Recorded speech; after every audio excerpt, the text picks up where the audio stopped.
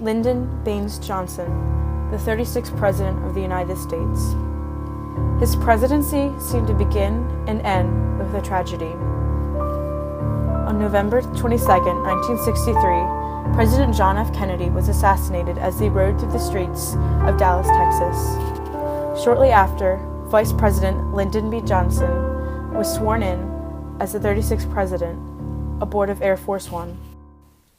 President Johnston wanted to use his time in the Oval Office to introduce a new way of life for America. He called it the Great Society. This society is an idea for the nation to be like a utopia, or as Lyndon B. Johnston defined it, as one that would end poverty and racial injustice. During Johnston's time in office, there were many domestic and foreign issues. His presidency is said to mark the vast expansion in the role of the national government in domestic affairs. However, Johnston is rather infamous for his actions with foreign affairs. In the 1960s, there was a cultural upheaval, meaning that the new generation began to question America on religious, political, and civil rights issues. For example, ever since the 1880s, the Jim Crow laws were in effect. But even after the Brown versus the Board of Education in Topeka case in the 1950s that ruled that racial segregation in public schools violated the 14th Amendment, there was still racial injustice. Lyndon B. Johnston wanted to tackle said racial injustice, and when he took over for late President Kennedy, he signed the Civil Rights Act in 1964, which officially ended segregation in public facilities. Johnston signed the Voting Rights Act in 1967. This act was signed in order to make sure nothing prevented African Americans from exercising their right to vote as stated in the 15th Amendment. This led to more African Americans running for Congress. When he signed the bill, there were only 6 African American members in the House of Representatives, which had 435 seats. By 1971, there were 13 African American representatives and 1 African American senator. In the current Congress, there are 49 African American representatives, with 46 in the House and 3 in the Senate. Another thing Johnston improved was the government spending. On education alone, the spending increased by $8 billion, going from $4 billion to $12 billion. Spending on health rose from $5 billion to $16 billion. By 1967, the government was spending $4,000 per year on each poor family of 4. This is 4 times as much as the government was spending in 1961.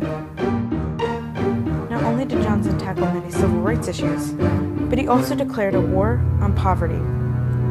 Even though statistics revealed that the percentage of the population in poverty had decreased, the actual number of people in poverty had risen with the overall population. The unemployment rate had risen greatly, and a change was definitely needed. President Johnston created an agency known as the Community Action Agency, or CAA for short. This agency was supposed to coordinate all federal and state programs that were designed to help the poor. It soon became a debate on federal and state budgets when it came to the cause of the war on poverty. Some say that these agencies were using the money for their own benefits rather than the poverty cause, and it became such a financial commitment that Johnston was spending around $1 billion yearly fighting poverty. However, the increased spending on the war on poverty became more and more controversial when the Vietnam War began. Vietnam, known as the longest war in American history and the most unpopular American war of the 20th century. It resulted in nearly 60,000 American deaths and an estimated 2 million Vietnamese deaths. Even today, many Americans still wonder whether the American involvement in the Vietnam War was truly necessary. To support South Vietnam's government, the United States sent in 2,000 military advisors and personnel. The number ultimately grew to 16,000 in 1963, but by that time South Vietnam had many losses. In 1965, President Lyndon B. Johnston escalated the war by ordering airstrikes on North Vietnam and adding ground forces, which numbered around 500,000 troops in 1968. After an attack of the Tet Offensive that left the South Vietnam cause to look hopeless, but Johnston still continued with the war against the popular opinion for it to end. But still, none of these efforts would help, and spending was being greatly used on the war efforts, which greatly angered activists who believed that the war was greatly unnecessary.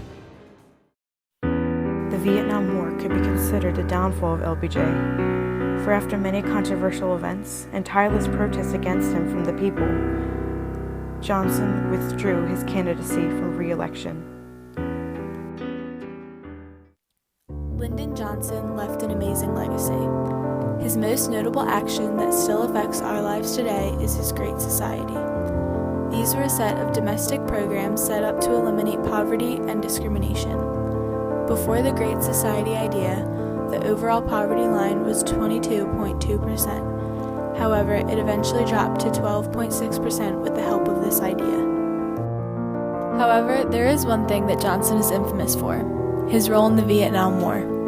Johnston was determined to prevent North Vietnamese communists from taking over the U.S.-supported government of South Vietnam. On February 13, 1965, Johnston authorized the bombing of North Vietnam. Johnston sent 3,500 troops, which shortly increased to 20,000 troops. By the end of Johnston's presidency, the total number of troops would hit 535,000.